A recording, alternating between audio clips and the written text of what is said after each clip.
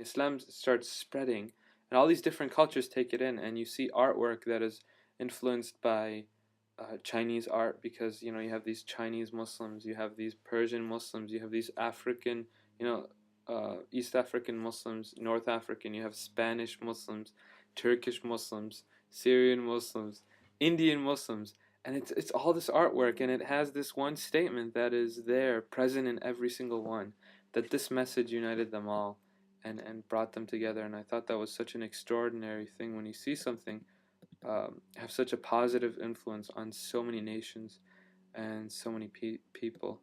And I started to think of my own job. I don't know, right now I think I want to focus, like, as my specialty. There's a lot of things I want to study, but on the first few centuries, those are very important to me, the development of Islamic law. And then after that, you have the usul sciences, which develop, a few centuries down the line. And this is Hijri, in the Hijri, the Islamic calendar. I want to focus on those. I have to slowly work my way back in terms of Arabic. I'm still at the 20th century Arabic. And so, I mean, you're a detective. I've always loved, the work of a detective. But as a historian, you're a detective too. You find little things, you find texts, you find narrations, you find traditions, you find things in the ground, rocks that have inscriptions on them, and you try to piece it all together and figure out history, and then write something about it, and then be criticized by your peers, and slowly in the community there's a discourse, there's a dialogue. And personally, I just think that's, wow, that's one of the most beautiful things out there. And so I hope that I too can be a part of writing it and discovering it, as well as being a part of it.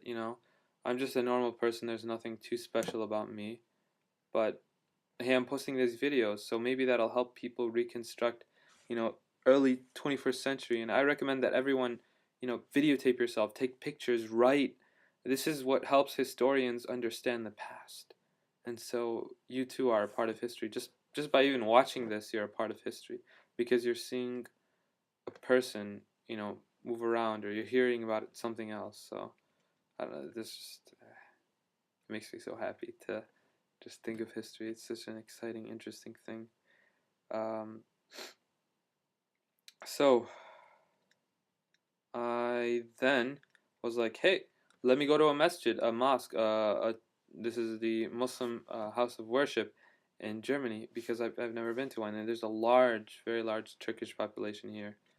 I think it's a whole, you can do a master's on this one topic, from what I remember, on the history of Turks or Turkish people in Germany. So I hadn't seen any scarf people, or I'll call them hijabis from now on. But as I was in the subway getting to the place, which is Kotbusa Tor, I'm saying that totally incorrectly, and I was going to, it's called the Mosque of Maulana. As I was going there, this one girl got on. She was speaking Turkish with this one guy. They were young, so I was like, hey, impressive. If they're not immigrants, I mean, they still have conserved their language to that level. That's pretty cool, even though I know some German xenophobes hate that.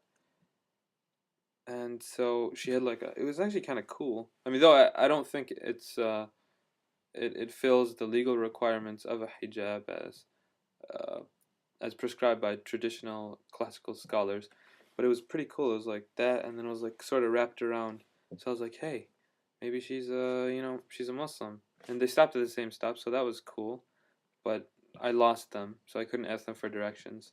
Then I saw this one lady, and she was a hijabi, and she was holding these bags, and so I tried to speak to her in German. I was like, "Where is the mosque?" It's like Mushi. I don't even know how to say it correctly, and she just yelled at me this one word. She was like "Vi or something, and just kept yelling, and I was like, "Help me!" And she was like, and walked away. Uh, so maybe it was taboo for me to talk at her. I don't know if she was yelling at me in Turkish or German. I don't know. So I went to this Lebanese restaurant. It said Lebanese. So I come in and I start talking to a guy in a Syrian dialect, which is very close to the Lebanese. And I'm like, "Excuse me, do you speak Arabic?" And he was like offended. He's like, I'm at a Lebanese place. I look Arab. I'm selling Arabic food. How can I not? But he recommended to me to go to a masjid that was more filled with Arabs and not I think it was called Umar or something. I didn't listen to him. I just kept going. Kept asking directions, and then one guy finally spoke English. He was like, "Yeah, the Muslims they pray over there," and so I went there. Interesting, interesting place. Um, First of all, there's a barber next to there. I asked for directions, and he thinks I'm Turkish. So again, people keep thinking I'm different things, but nobody thinks I'm Syrian. I mean, of a Syrian origin. And if I say American, that's just way too weird because I'm not, you know, white with blonde hair and blue eyes. So I tell the barber guy, and he starts telling me and in Turkish, but it sounds very similar to Arabic, and it has the same direction. I think shmal or something like that, or maybe he was speaking to me in Arabic. I don't know, broken Arabic. But he basically thought I was Turkish, and he led me there. So that was very nice of him. I come in, and I was like, "This is gonna be awesome. This is gonna be epic." I haven't been to the masjid in a few days, and so I'm gonna read Quran, the holy book of the Muslims, and I'm just gonna chill out here until Isha time, which was just in 30 minutes. It's the fifth and final prayer of the day. But instead, you had all these old guys sitting in the back chatting loudly in Turkish. I didn't understand a word. I did hear a few Arabs come in, and they were speaking a Levantine dialect as well, so somewhere from the area.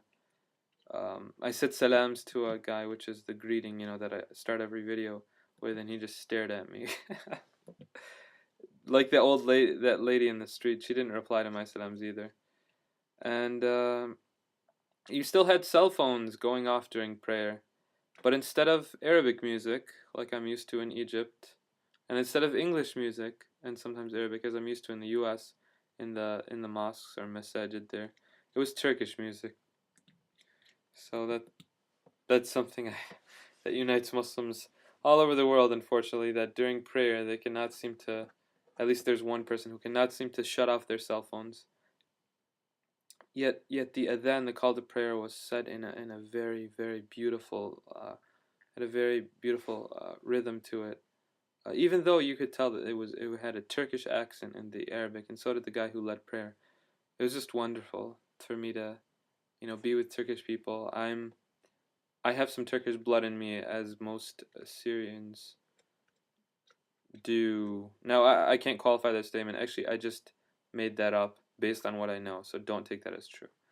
But I have some in me, and so I thought that was really interesting. And then I was like, hey, I haven't had Lebanese food in a while, and I really want some kibbeh.